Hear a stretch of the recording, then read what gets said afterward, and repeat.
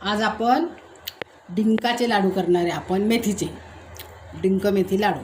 आता त्याच्यासाठी रात्री मी काय केलं, 1 वाटी मेथी घेतली, ती थोडीशी भाजून घेतली आणि जास्त नाही भाजायची, ती भाजून रात्री 2 कप दुधामध्ये भिजत टाकली.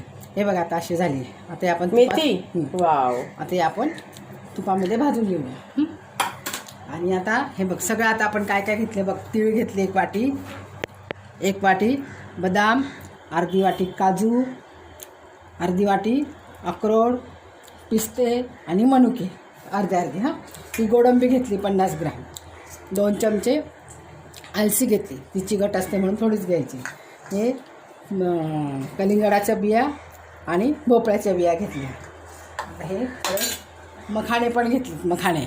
आणि इकडे ही मागच्या वर्षीची ताई आपली पावडर होती, खारीक पावडर, ती खारीक पावडर पण घेते. आणि आता जे आपण हे बघ फोडून घेतली, आता ही पण भाजून आपल्याला दळून घ्यायची मिक्सरमध्ये. हां, जाड करून घ्यायची आता. आणि खोबरं किसून ठेवले 1 किलो मी कालच. खोबरा किस करून ठेवलेला आहे. आता हे सगळं थोडं थोडं आपण भाजून घेऊया. आता हे बदाम भाजून घेतले ना, अशा प्रकारे थोडं थोडं तूप टाकून मी हे सगळे जेवढे ताटातले ना तेवढे सगळे भाजून घेते आता. हे बघा आता हे सगळं एक एक करून भाजून घेतलं मी. तीळ पण भाजून घेतली, आता हे मखाणे पण भाजून घेते आणि सगळं एक एक करून आता मिक्सर बंद काढते, मग दाखवते परत. हे बघा आता डिंक पण तळून घेते.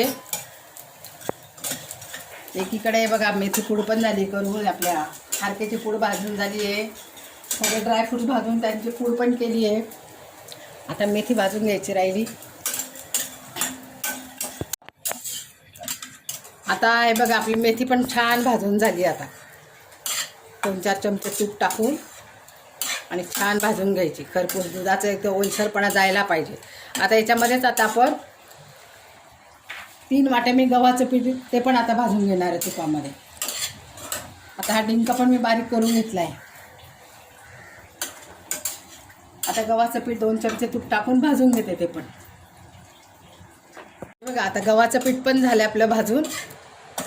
हे बघा इकडं खालचं दाखवतो, हे भाजून झालं आहे. आणि हे मी 15-20 वेलची घेतली, थोडं जायफळ घेतलं अर्ध, आणि वेलची भाजून घेतली, ते राहिलं दाखवायचं तुम्हाला. भाजून मग जायफळ वेलची थोडी साखर टाकून वाटून घेतलं आता, म्हणजे ते पण टाकून. आता मी 2 चमचे खसखस भाजते.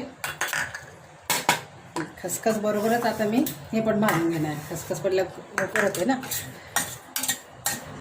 डाळ्या पण घेतल्या अर्धी वाटी, ते राहिलंच होतं दाखवायचं. आता हे भाजून घेते, भाजून हे पण दळून घेते. आता मी बाकीचं सगळं घेतलं. आता हे बघा फक्त गव्हाचं पीठ भाजलं ना तर ते असं गाळून घ्यायचं, असं थोडंफार काळं राहूनच जातं आपल्याकडनं. आता हे सगळं मी एकत्र करणार. आणि खारीक पण जाड दळली आहे बघा.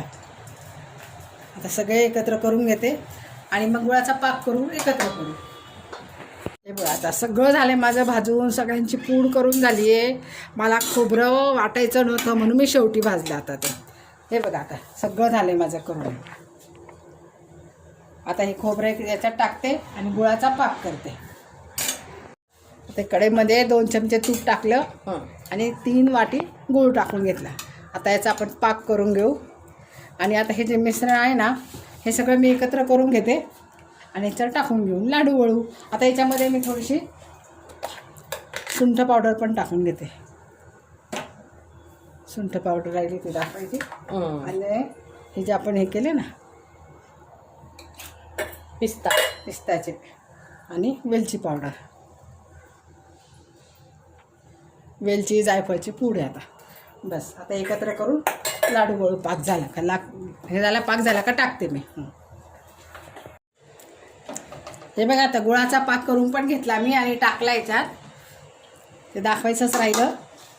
हे बघा आता एकत्र करून घेते आणि आता आपण लाडू बांधूया याचे. आता या गुळाचा पाक ना, हा गुळ आणि याचा हा पाक गरम केला, हा याच्यात टाकला. गुड.